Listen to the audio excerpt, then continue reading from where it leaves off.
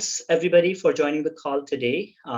We have pretty diverse panel today. We have Luca with us, who comes from a strong technology IT background. We have Prerna with us, who has really strong background in journalism.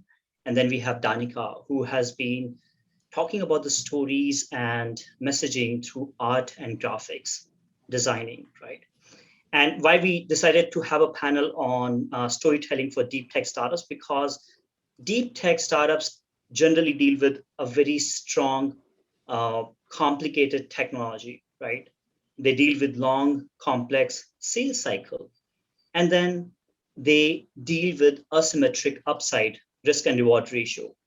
And it is very important for them to make sure that they are delivering the right message at the right time to the right people. So storytelling becomes really crucial for them when they are talking to the customers or to the internal team members, to the new candidates who are going to join the team, or to the investors.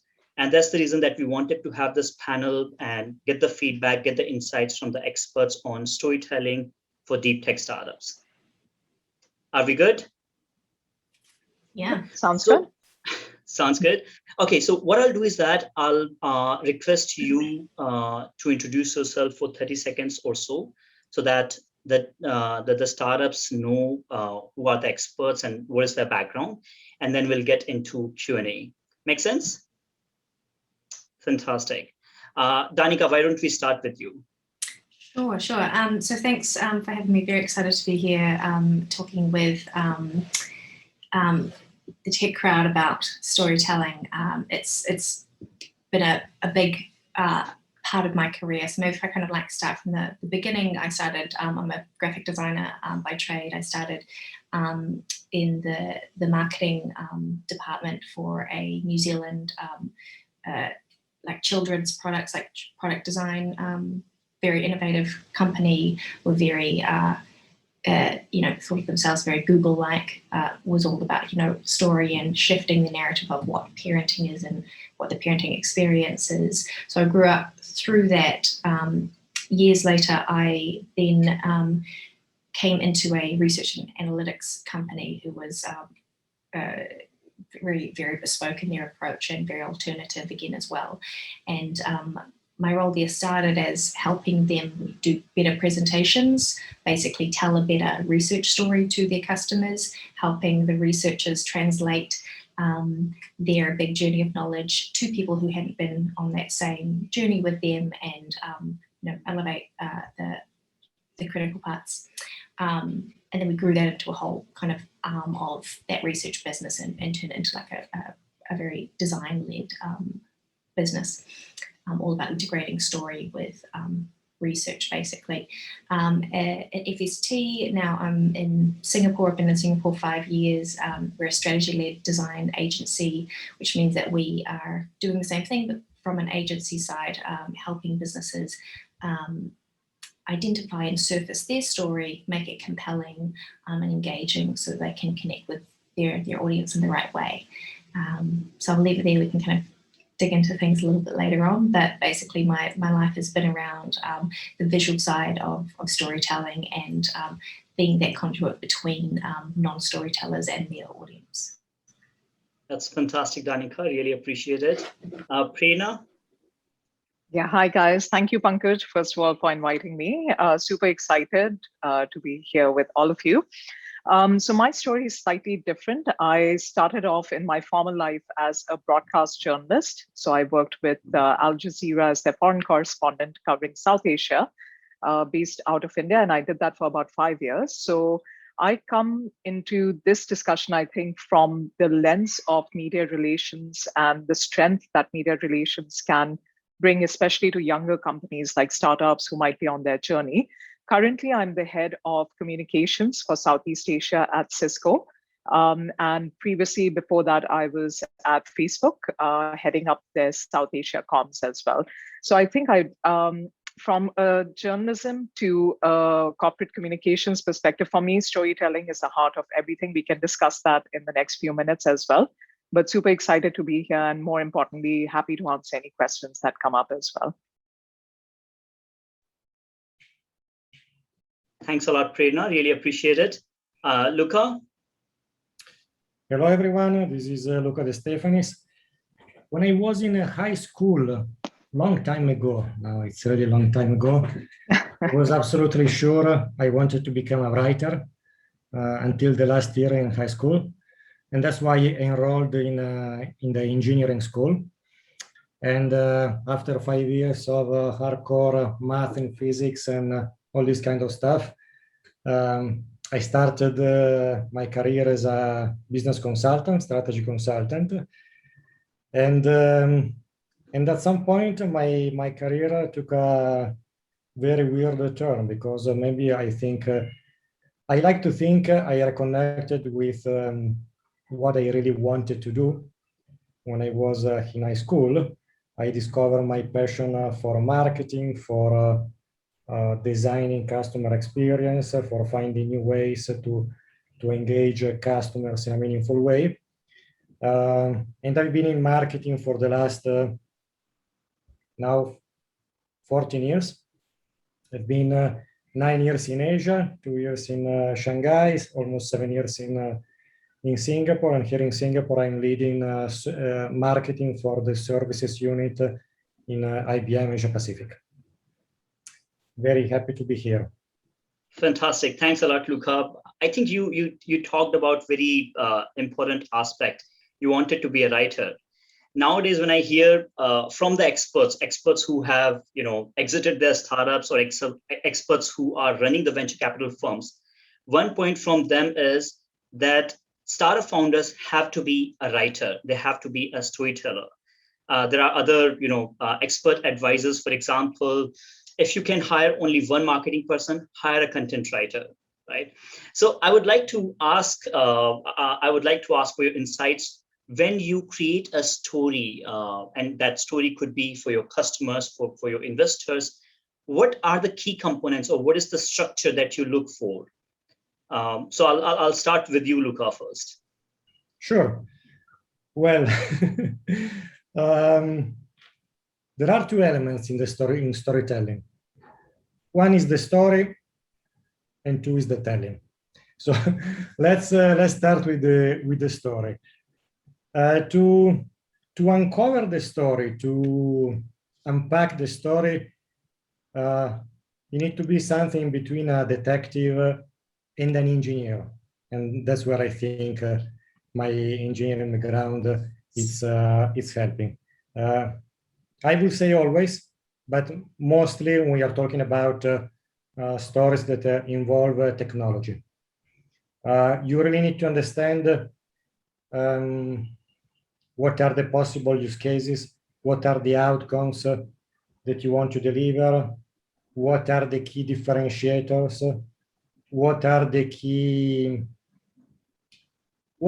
elements of the narrative. And the narrative can be like an onion with different layers, and you peel layers after layer to uncover deeper content, more structured elements in the story.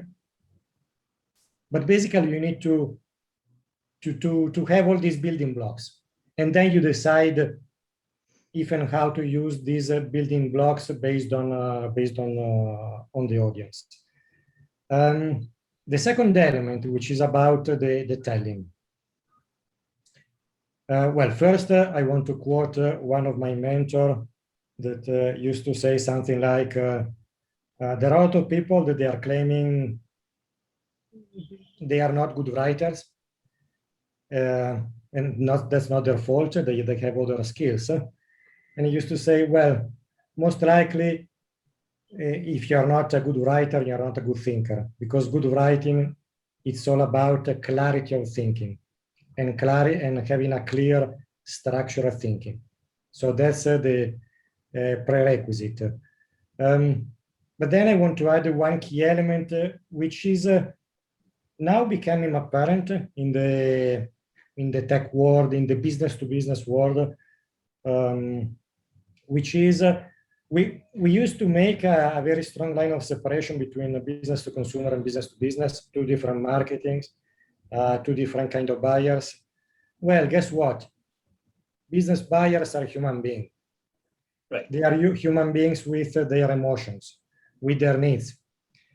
They want to be inspired. They are looking to be inspired. They are looking for connections. Business buyers making big business decisions worth millions of dollars. They want to work with someone they like, and they know they can rely upon. They want to have a way to express internally or to their board clearly what are the outcomes and why they should do this. They are making a significant bet on their supplier, on their vendor, on the partners they are working with. Basically, they are risking their careers. They are putting their careers in the hand of partners. So from this kind of thinking down to the deep tech world, always think, and going back to the fact that we need to have different layers in the story. Of course, you will need to have a very strong, clear, structured value proposition around your benefit, about the value of your technology, about your differentiators. But do not underestimate the importance of adding a layer that can further inspire and create a connection with your buyer. That's how I will frame the key ingredients of storytelling. You touched upon a very interesting point that when your customers are putting their trust in you, they might be risking their career, their professional life, their credibility within the organization. Similarly, when an investor is putting their money into your startup, they might be risking their investors' money. They might be risking their credibility. Similarly, when a candidate is coming and joining your organization, that person might be risking his professional life, right? So it's all about making sure that you are mitigating that risk for all these three people or these entities, and you are communicating how you are mitigating their risk. Pretty interesting thought process. I loved your thought process, Luca. Prerna, what are your thoughts on that? Yeah, so I really do believe what Luca just said about that structure of a story and also having that value proposition. Because in journalism, we always put on our thinking hat. We always asked ourselves, is this a story worth talking about? Is this going to be beneficial to the larger community? And I remember my first editor at Al Jazeera, he told me this very clearly before just a broadcast that I was going to do on a very complex topic. I think it was around the parliamentary elections in India at that time in 2009. So I went into the details of the voting structures. I thought that I was being very clever, very intellectual by getting into the nitty-gritties of the issue itself. But he just called me up after that broadcast and he said, look, if you can't explain a story to your 5-year-old or to your 90-year-old grandmother, then you've lost the plot. So I think I still hold that wherever I go. If I look at a press release or if I look at any video, and I ask myself, is this going to make sense to a 5-year-old and a 90-year-old and have that complexity of arguments still in there? Then I think it's a good story and it's a story worth telling. Otherwise, you're going to lose your audience in, the complexity of your product, the tech that differentiates you from the competitors. And just on competition as well, I think when we think about a startup, we always compare ourselves to the competitor, which I think is always a narrow-minded way of thinking in terms of communications. So instead of, I don't know, if you're, comparing yourself to an Apple, instead of doing that, you should be asking yourself, what makes me better than an Apple? And then work on those qualities and think about the different messages that you might be leaving your different audiences with, what kind of narratives, what is the message that you really want your different audiences to really understand and go with. So for instance, when we think about a press release or if we think about a broadcast interview, we tend to in the communication space just to go with one message for all audiences. It could be for investors, it could be for entrepreneurs, it could be your consumers, it could be just general public who you would want for them to understand more about your product. But I think what you need to do is differentiate each message to the audience that you're speaking to. It takes a bit of work, but in the long run, it really helps because you're customizing each narrative for that particular audience. So I think for storytelling, it's very simple for me. Just put yourself in your 5-year-old or your 92-year-old grandmother's place. If it makes sense, it's a good story, and run with it, with the narrative that you want to say. That's very interesting. So your point is that if you are talking to a broader audience, you are doing a podcast or a live interview or something like that, then the messaging has to sort of connect with each and everybody, whether it is your customer or investor or or your partner or vendor or whatever it is. But when you are doing one-on-one interactions, then it has to be highly customized. Yeah, for instance, statements. Absolutely. I mean, for instance, this example, right? We could be speaking about, I don't know, how to pitch a story to anybody right now. But since we are talking to deep tech startups, most of us, Luca also sort of led with that, if you're a tech company. So I think that's just key. Just be mindful of the audience that you're speaking with, and based on that, craft your messaging accordingly. Fantastic. Thanks a lot, Prerna. I'll go to Danica. And please feel free to talk about other topics as well if you feel. And I think we it's always good talking with when people are all on the same in the same story, but looking at it from different sides.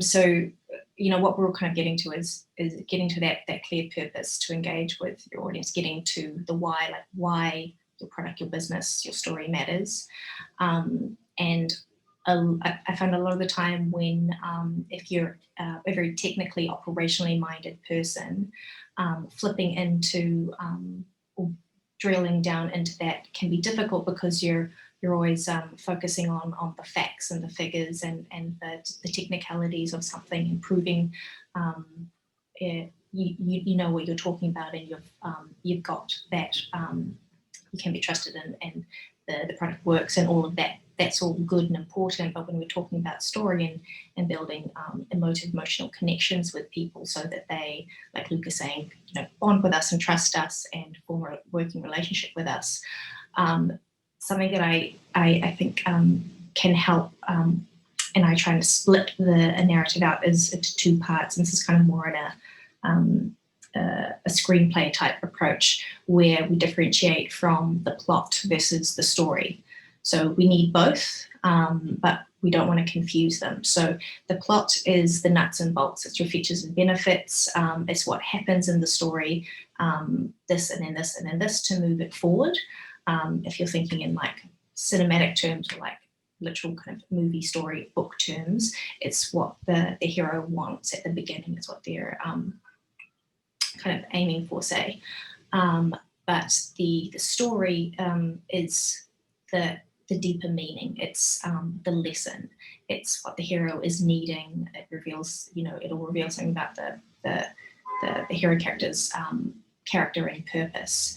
And when we put that into in a business context, that's kind of getting to your why. That's the deeper meaning, or what we might call the high concept, that proposition that's presented in a compelling and creative way that allows you to kind of get it. So it's a kind of interesting way if you kind of to kind of break those apart, because if you do have a very complex product, which by definition deep tech is, right, you're doing something that is well beyond behind the curtains and behind the veil, and you have to take people on a little bit of a journey of knowledge to kind of get to why that makes sense and has a place and a purpose in the world. So so kind of separating yourself from the technicality of it and getting to that deeper that meaning is kind of a critical part to that storytelling and understanding what is the story behind or within your product and yourself as well. I think the stories apply to both people and founders. It's all kind of intertwined. Interesting. That's pretty interesting thought. Now I know that Prerna has to leave early, and she really wanted to talk about one particular topic, which is crisis communication. And I would like to cover that topic first. And if you're building something from scratch, you will screw up now or today or later, right? So how do you communicate that crisis to your investor, to your customers, to your team members, stakeholders? Prerna, some thoughts from your side on that? Yes, sure. Speaking of crisis, my 4-year-old has just come in, so you might actually hear him in the background. But yeah, I mean, I think crisis is probably one of the most challenging aspects of any communications because you don't have a preset plan. You might have a plan, but all great plans by their very nature will go awry at some point. So I think you just need to be prepared for the worst, hope for the best. You know, that's the cliche that goes. But just from my experiences working at various tech companies, some big tech, some smaller companies as well, the way that you manage crisis is very simple. It's with honesty and with transparency. Because at some point, people will find you out. It's not that you can have a cover up. Let's look at BP, the oil spill, you know, how many days did they go through what they did before finally people figured out for what they did? And no disrespect to them. I think that their team were working very hard. So I think honesty, transparency is number one. If something did go wrong, own up to that. It could be through a press statement, if that's what your comms and your marketing team, which I suppose in a startup, you might not have the luxury of that. But if you were the CEO, then perhaps a statement, assuming that something has happened and acknowledging that something has happened would be a good first step. And also acknowledging to your investors and board members internally that this is what's going on and just informing them internally that so that they don't hear it from the news as well. And secondly, I think having a comms plan in place, just figuring out who your stakeholders are internally and externally that you might want to reach out to, especially at that point of time. Third would be having strong media relationships. I'm a big believer of that, being a former journalist myself. I don't think in my career, either as a journalist or as a corporate communications professional, I have ever been put in a position of killing a story just because my friend called me up and asked me to do that. So just in all fairness, I think that would be very unfair to expect out of a journalist, even if you do share very strong relationships. Having said that, if you do enjoy those strong relationships, a crisis is basically the best time for you to open up and just tell them that this is what has happened. So in some cases, you may be able to influence the news cycle in a more positive manner. In some cases, you can't because the mishap might have been so big. You know, your product might have led to a ransomware attack. It might have led to oil pipelines being affected. It could be a whole bunch of things that it's not in your control. So I think the strength of media relations can't be overstated. Reach out to journalists that are in your city if you can have that face-to-face meeting with them.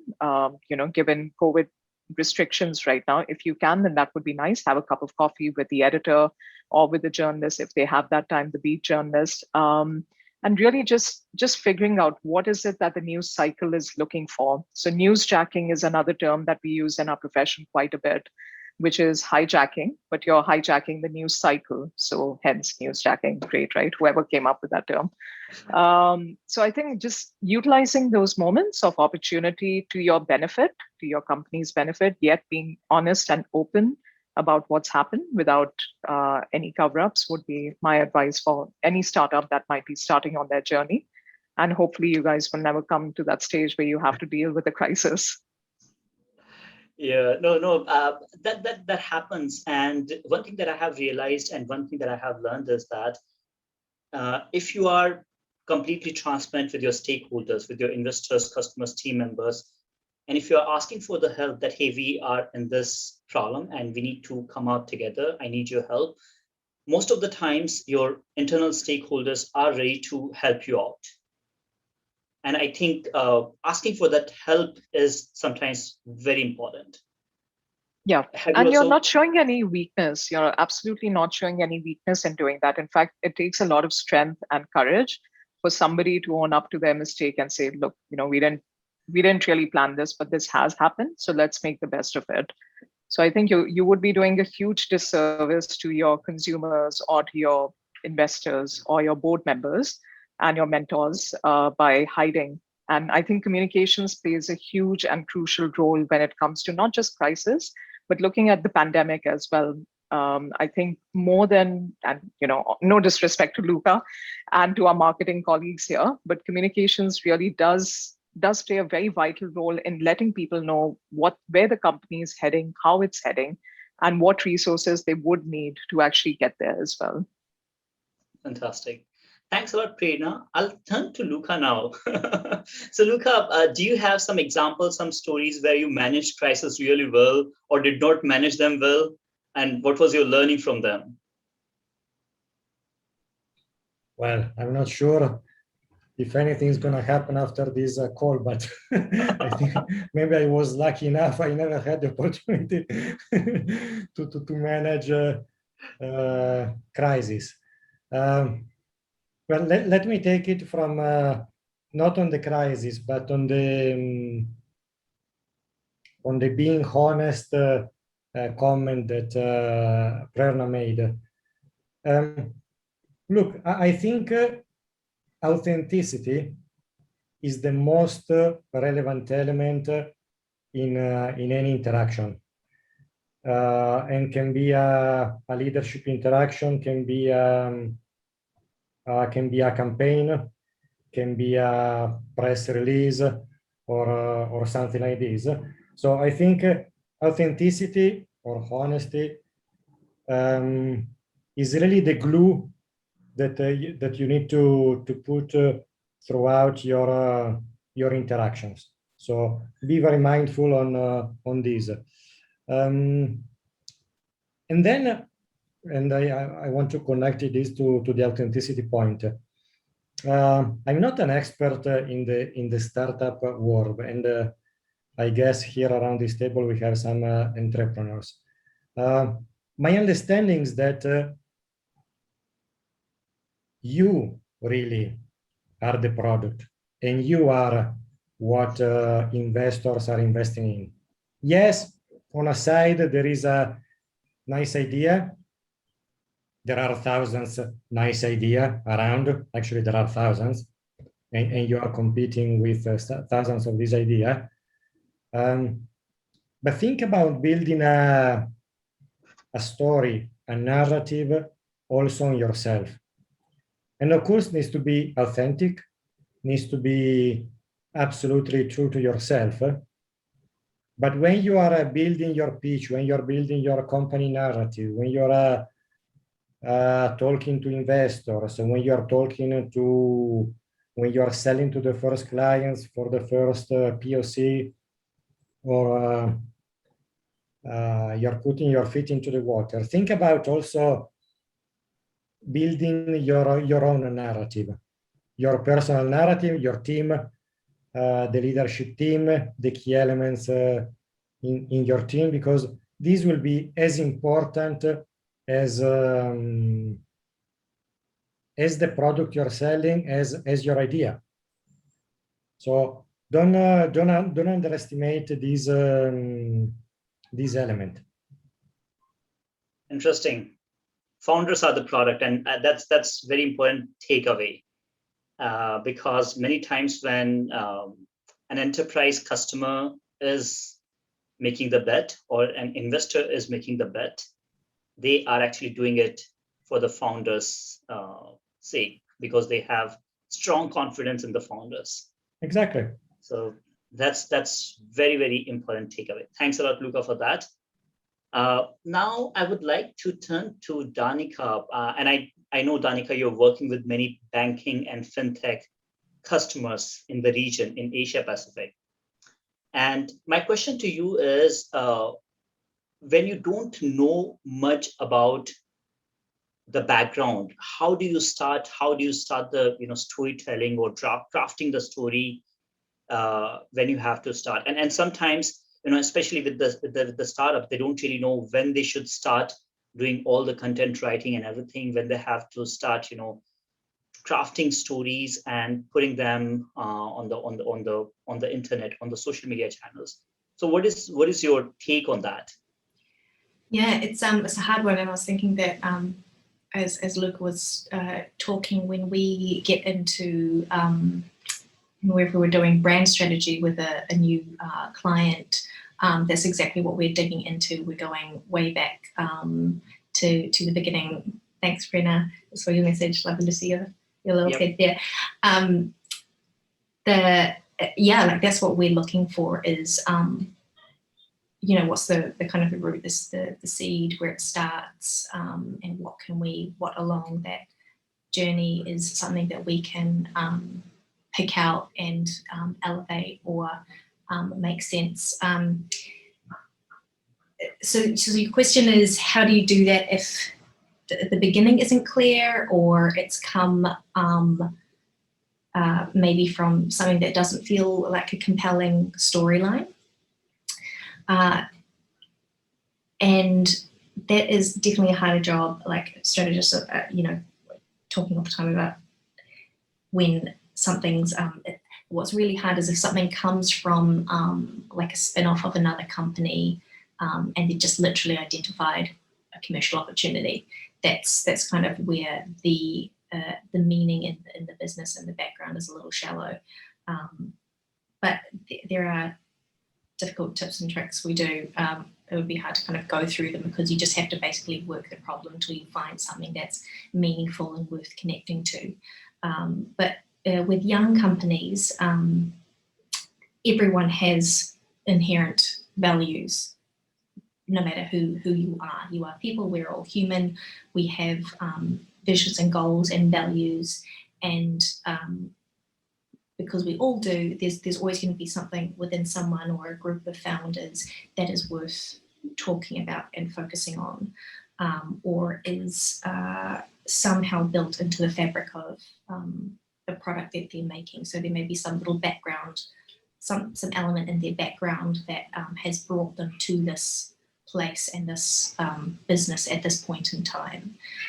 It's very rare that businesses startups just like ping out of absolutely nothing for no reason. And if it is, it's kind of maybe a little bit of a worry if you're not doing anything for a reason. So yeah, one thing, like a really simple exercise is an old one. It's called the 5 whys. You just ask, what are you doing? They'll say something. You go, why are you doing X? They'll explain it a little bit deeper, and just do that kind of 4, 5, 6 times until you'll eventually get to something that has some sort of meaning or purpose or depth to it. Interesting. So asking that question why 5 or 6 times until you get the real meaning, real reasoning behind what you're doing. Yeah, and that's where you get to kind of like the deeper impact, what we would call like the societal or the spiritual value. So what you're doing is you're trying to take something from its functional purpose into its spiritual kind of purpose. And we say spiritual because it's the kind of fluffy stuff. It's not just what it does and who it's for. It's that impact and that legacy that it's going to have in a certain segment of society or industry, and you can kind of go through that process, starting with that superficial functional side, and then just kind of, like you're saying, like peeling off the layers until you get to a heart. And sometimes it's really clear to people like me or like who are used to kind of working the problem. It can be like really obvious when we start talking to someone, but founders or people who are kind of like in the problem, aren't looking at it from the outside, or not in the problem, but in the business, looking at it from the outside and aren't seeing how they're viewed externally. So there's, I think, just having an external an objective perspective can just be really helpful as well. So if you're kind of really in your own headspace, it's just talking to someone who's outside the box. Interesting thoughts. Now, I would like to give opportunity to the audience so that they can ask questions and make it sort of more interactive. Please don't be shy. Feel free to unmute yourself and ask questions that you have.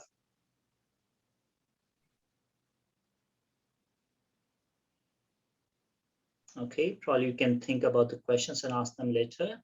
if you don't have them right now. No, I have one probably. Yeah, please. Right. So the question of storytelling in our like tech world is like, for us at least, is twofold. So the product might be difficult, but also the area, the field itself might be difficult. So in our case, and that might be the case when you having a difficult product in some simple use case for the audience is understandable.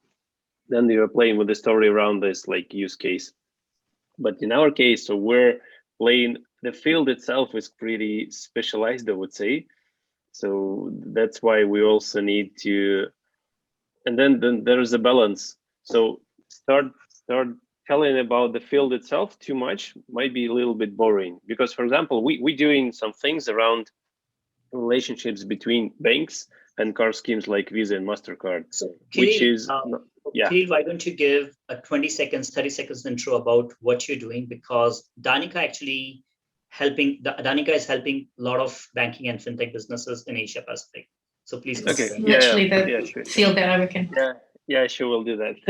So yeah, actually I'm Kirill from Taurus Advisors, and we're developing a product which helps banks to deeper understand their costs on the fees they pay to card schemes like Visa and MasterCard, and optimize those costs by up to 20% by better understanding them and implementing some specific initiatives our product recommends.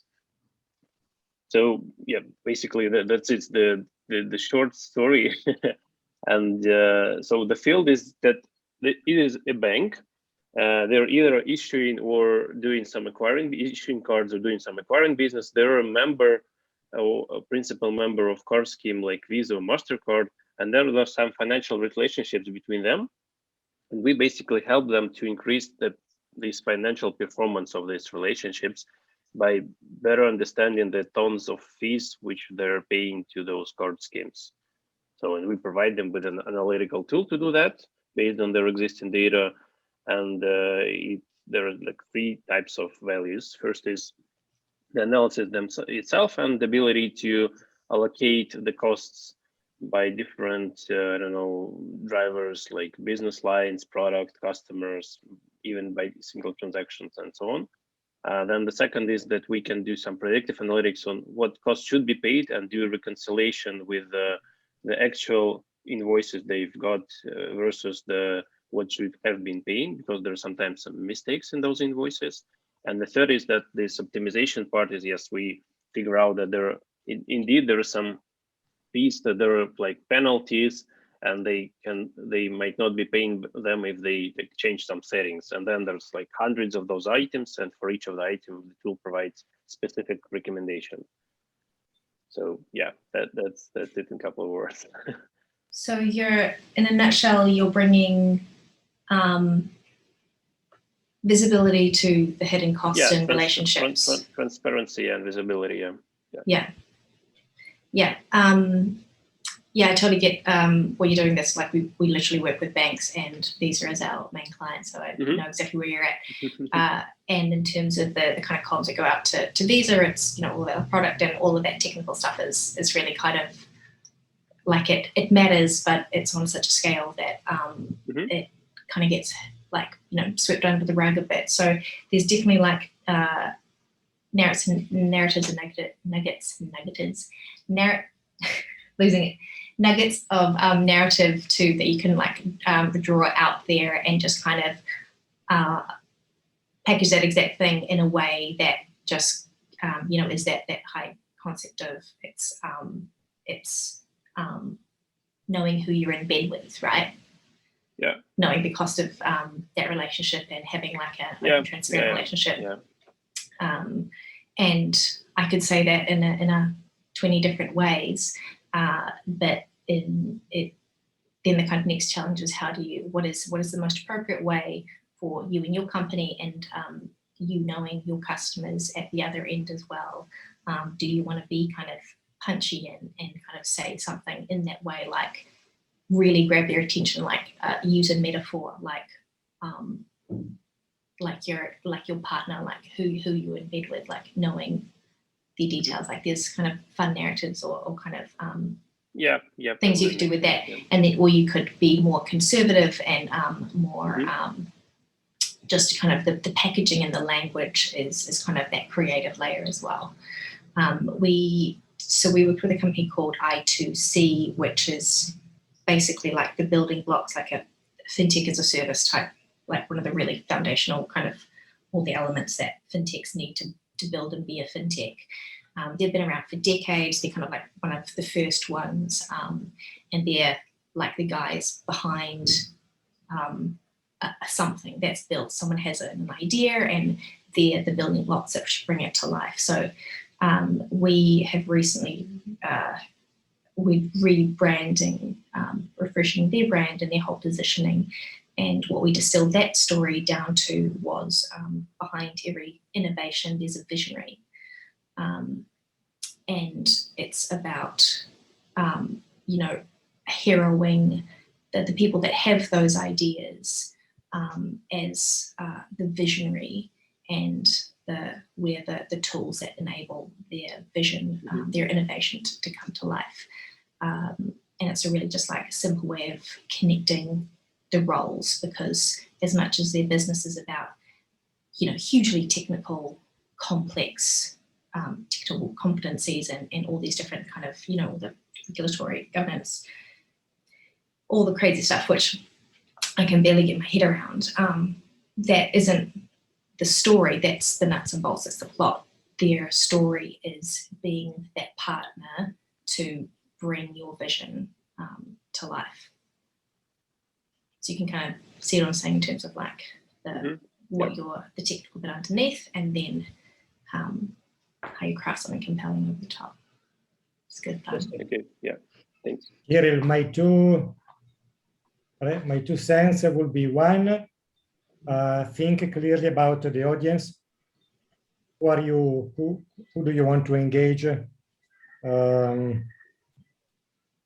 Is it the guy in the bank that is developing something? Is it the chief risk officer? Is it, I don't know. So think in terms of audience, what are their pain points, what they are trying to achieve, and think about purpose, which is a kind of Danica was on the innovation side. And I don't know if you remember the story of President Kennedy visiting NASA,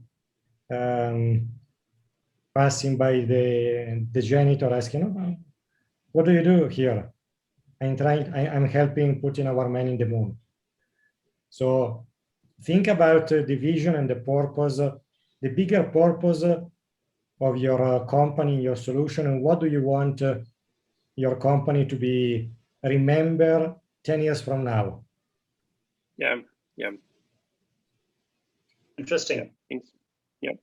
And I think repeating those kind of visions every now and then in every town hall meeting, in every interaction, makes a huge impact on the overall culture of the company.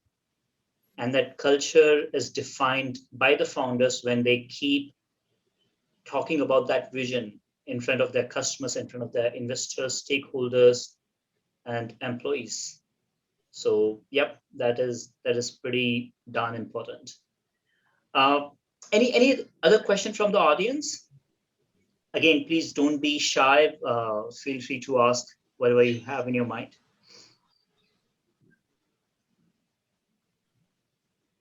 If there's no question, then I would like to take another question. So, Luca, I would like to ask you if you have any favorite examples or anecdotes of storytelling, or if you have any idols in the storytelling world, in the marketing world.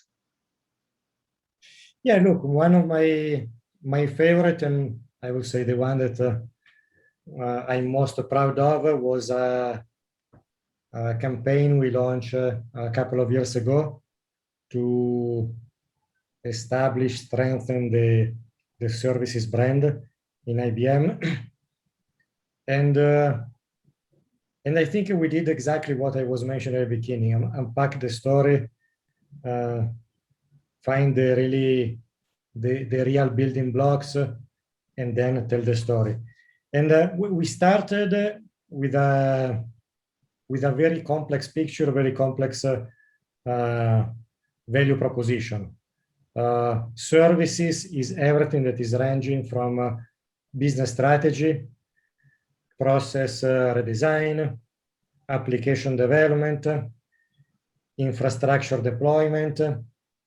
So everything from the highly paid strategy consultant to the guy that is installing a server into our clients. So a very broad set of offering skill capabilities, but then unpacking what is a services. We define what is the key element, which is our people working together with our clients over the long term and delivering outcomes for them, driving innovation for them, any kind of outcomes they are and ambitions they are trying to achieve. So on this concept, which is people working together, then we uncover the chemistry element, and we say the chemistry between people is as important as capabilities. Only when the two elements are coming together, you can establish a real partnership. And then we built a campaign which translated into a series of videos and portraits that were showcasing client and IBMer together in a kind of very informal setting, having a dialogue around the needs, around our solution.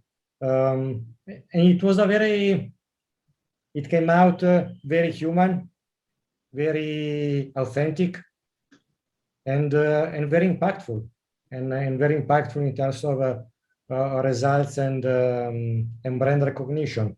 We completely removed the intellectual layer of that is very easy to follow, especially if you try the easy path to go after the list of services line, which we have in the menu, or a list of capabilities. So we completely removed this layer. We decided to focus only on the human element and the relationship element. And then through this conversation, uncover ambitions, outcomes, how IBM supported. So I think that's my favorite example. I don't know if you have a couple of minutes, I can show a video that is summarizing some of this. We would love to watch that video. Okay. Let me see. Are you seeing something? Not yet. Wait. You will have to share your screen, probably.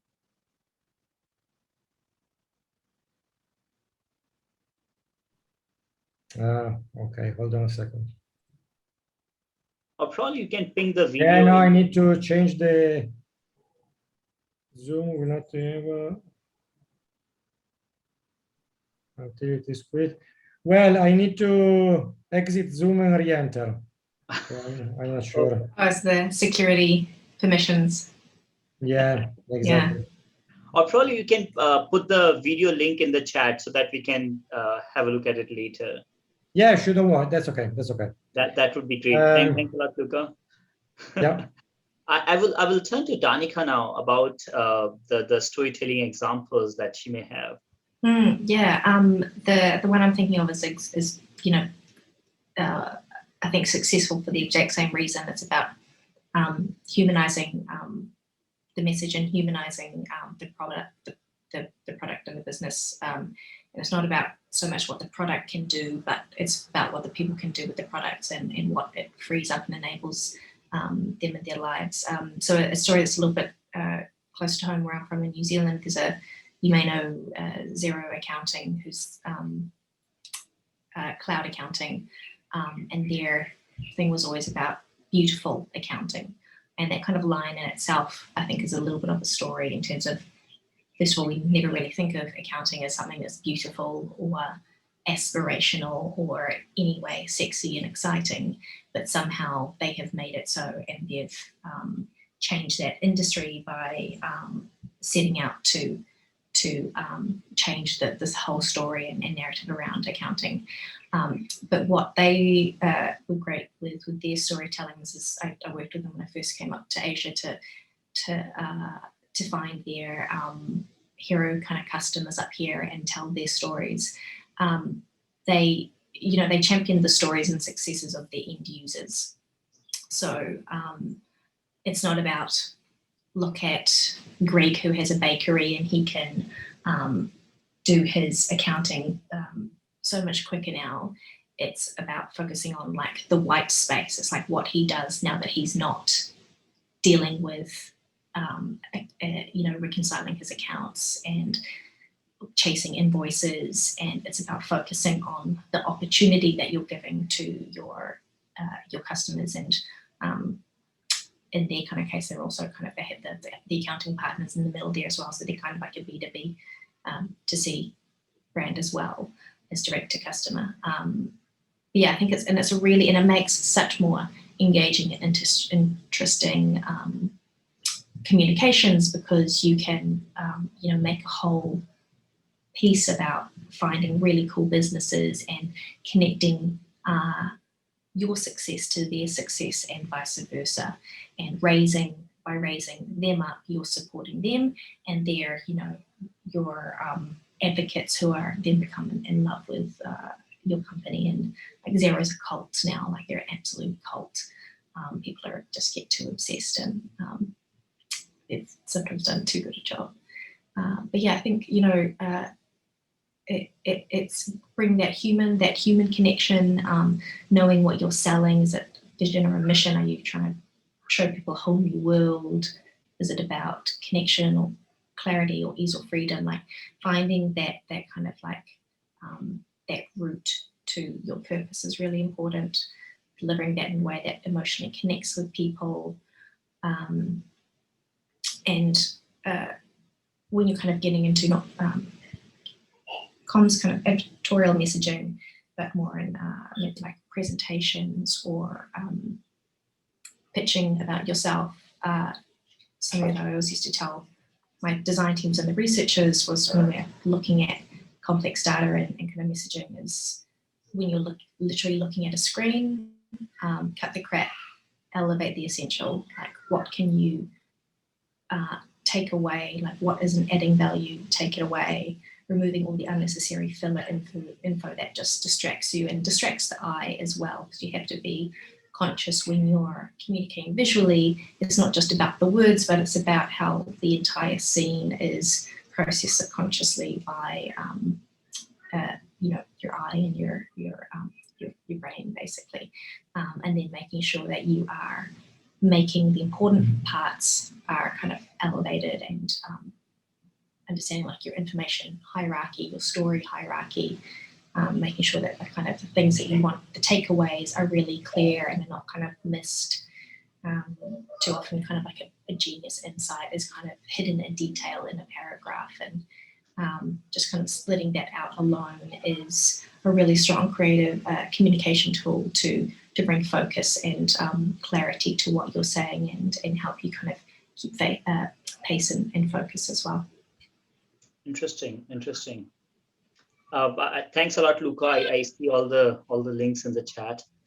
And Danica and Luca, I think you both emphasized on human connection, and this is what I hear all the times, that when you are selling to the enterprises, you are not selling to the brands, to the logos.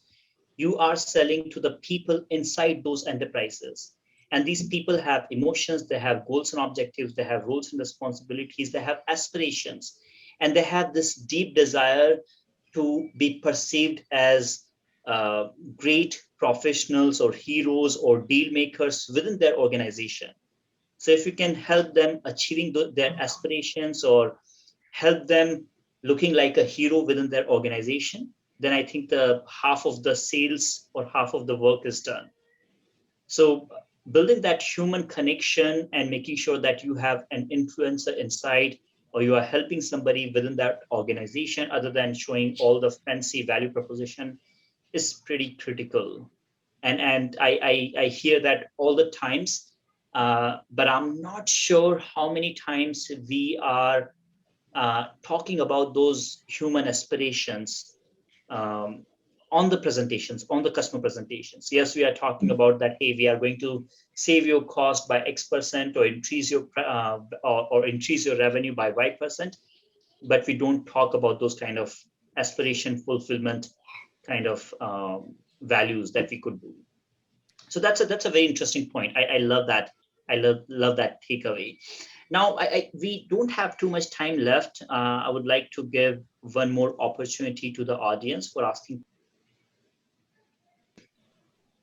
Do we have any other question from the audience? I have one question. I hope Please. it will be short.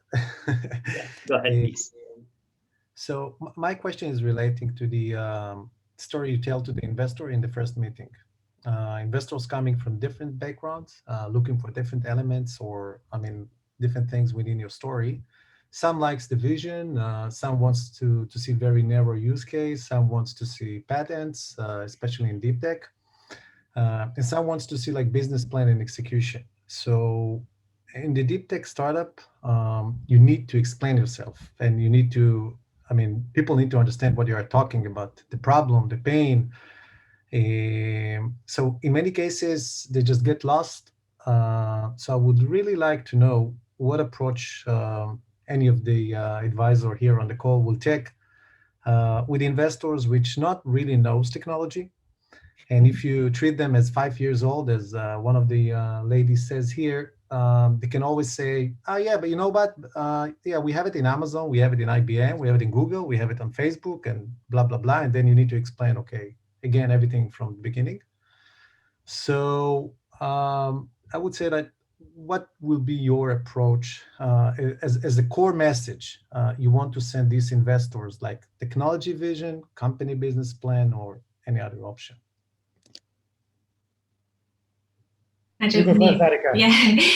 So I think it's about being tactical in how you're weighting your presentation in terms of how much time you invest in each part, and that's where really kind of nailing your purpose and your vision up front, or actually the problem statement, the context, the why, and then your why you matter. Getting that really clear and nutted out in the first kind of couple of minutes, and then you can get into that. I would also then suggest ending the presentation by reiterating that. So often we call it like leave them with the free scoop of ice cream. Like, when you go to a restaurant and they give you a free dessert at the end, you're like, that was the best meal I've ever had, just because they give you a nice kind of, they give you that nice kind of takeaway at the end. So ending things, being really clear in how you talk about that technical stuff, and that is very much about knowing your audience, their expectations, knowing where their knowledge level is at. And obviously that's a very difficult thing to do, but hopefully if you have some kind of gauge, you can, kind of pick up and acknowledge that what exists. And if you can shorthand that explanation by saying you're the TikTok of Netflix, like whatever, the simplest way of like explaining where you fit in a set of understood what exists already, and then kind of like trying to shorthand that, getting them to understand where you are as quickly as possible so that you can talk detail and give space to the right parts if you want them to ask questions, like just basically like planning out where you give weight to. Yanni, I think you said very well. You will have always a very diversified audience in front of you. So one thing is you need to have in your backpack all the building blocks. Oh, you're interested in strategy? Okay, let's deep dive on strategy. Oh, you want to know the nitty-gritty of technology? I have this. But I think the most important element is going to be, and throughout this, throughout the building block, is going to be what is different. What is different about your product, solution, value proposition, offerings, go to market, whatever? Because I will say, I guess in any field you decide to play, you will face a very intense competition. Yeah. The why you are different needs to be built on a very detailed knowledge of the market, competitors, players, what is going on. So it's not just I'm different because I'm thinking we have the smartest solution. Be very knowledgeable about what's going on in the market, what our other players are doing, and always highlight and stress what is different and what is unique in your solution. And going back to the point we were discussing before about you and your team. What are you bringing on the table personally and with your team in terms of skills, capability, expertise, attitude, all the elements that will make the company successful. Good. That's very true. Thank you very much. Thank you very much, guys. Thanks a lot, Yanni, for asking this question. Interesting question. And especially at the early stage, founders have to have a strong unfair advantage into the tech product domain that they are venturing into, right? And that's what investors want to see. If the founders have the strong unfair advantage, then they can pull it off, right? Once you go to Series A or B kind of stage, at that time, they want to see, okay, what is your traction in the past? What is your pipeline for the future? And what is the growth potential? Can you turn my investment into 100x in 5 years or not, right? With that kind of track record and the future pipeline. So, hey, I know we are 4 minutes over than the scheduled time. So really appreciate your insights, your thoughts today. Any final parting comment from your side, Danica and Luca, before we hang up? No, I hope we had fun. Thanks, Danica, for all your insights, and I hope it was not a waste of time for the guys here. It was fantastic. Please, Danica. Yeah. Thank you. Always love chatting through this, and there's so many ways you can skin a cat and tell a story. So it's find those people who are good at it and just keep retelling it and crafting it and keep working on it. Like a story doesn't need to, a presentation even doesn't need to stay exactly as is. You can adapt and evolve and grow as the business and the company grows. Yeah, thanks for having me. Thanks a lot, Danica, Luca, and everybody. Really love the call today and appreciated your insights. I'll talk to you soon.